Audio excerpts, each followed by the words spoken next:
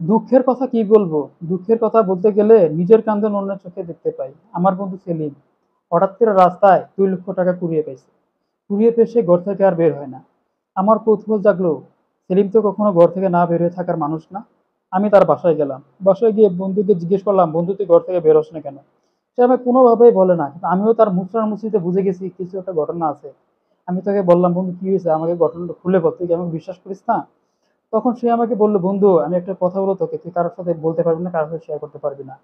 তোকে তুই যা খেতে চাস তাই তোকে আমি খাওয়াবো। তুই যা কিনতে চাস তাই তোকে আমি কিনে দিব।" তখন আমি তাকে বললাম, "বন্ধু আচ্ছা বল, সমস্যা নাই, আমি কাউকে বলবো না।"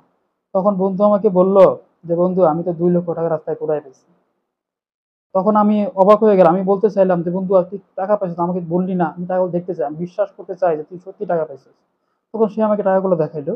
আমি আবার ইউটিউবে, ফেসবুকে আমি একটু কনটেন্ট ক্রিয়েট করি। আমি আবার এসবতে আমি একটু অ্যাক্টিভ বেশি। আমি আবার ছোট্ট করে আমার মোবাইলটা বের করে তার অগোচরে, সেলিমের অগোচরে টাকাগুলো একটু ভিডিও করে নিলাম। ভিডিও করে আমি বের হয়ে আসলাম। তখন বন্ধু আমাকে বলল, "বন্ধু তুই কি খেতে চাস আমাকে বলিস। আমি তোকে খাওয়াবো।" আমি আমি তখন বলে আসলাম, "আচ্ছা সেলিম ঠিক আছে আমি চলে যাই। আমি তোকে জানাবো যে আমি কি খেতে চাই।" তখন আমি চলে আসার পর আমি ভাবতে থাকলাম যে ৳২,০০,০০০ পাইছি, সে আমাকে কি খাওয়াবে? ফুচকা, চটপটি, হালিম এগুলো খেলে তো পোষাবে না। এতগুলো টাকা কয় টাকা বা খরচ হবে? তখন আমার মাথায় একটা বুদ্ধি খেলে গেল। আমি তো আবার কনটেন্ট ক্রিয়েটর। আমার তো আবার অনেক, অনেক সাবস্ক্রাইবার, অনেক ফলোয়ার্স ফেসবুকে।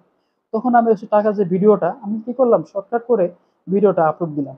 ইউটিউবে আপলোড দিলাম। আপলোড দিয়ে সেখানে ক্যাপশনে লিখে দিলাম যে আমি ৳২,০০,০০০ আমার বন্ধু সেলিম রাস্তায় কুড়িয়ে পেয়েছে।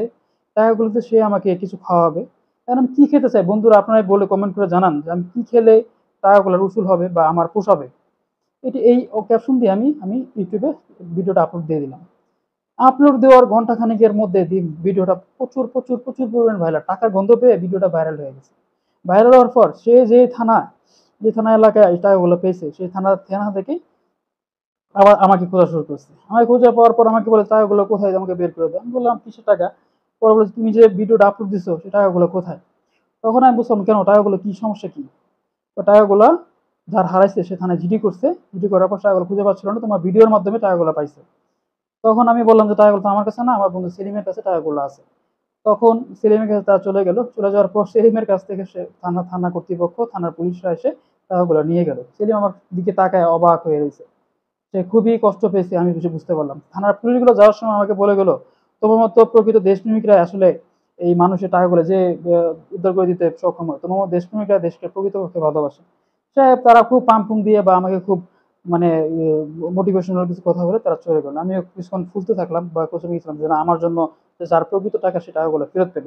কিন্তু যে আমার যে বন্ধু সেলিম সে তো মনে অনেক অনেক রাগান্বিত হয়ে গেল। বন্ধু আমি তখন সে বলল, "তোকে খাওয়াতে চাইলাম, তাই তুই সেটা ফেসবুক, ইউটিউবে দিয়ে দিলি। আসলে কনটেন্ট ক্রিয়েটর বা যারা অনলাইন সোশ্যাল মিডিয়ায় অ্যাক্টিভ তাদের কাছে কিছুই শেয়ার করতে নাই।"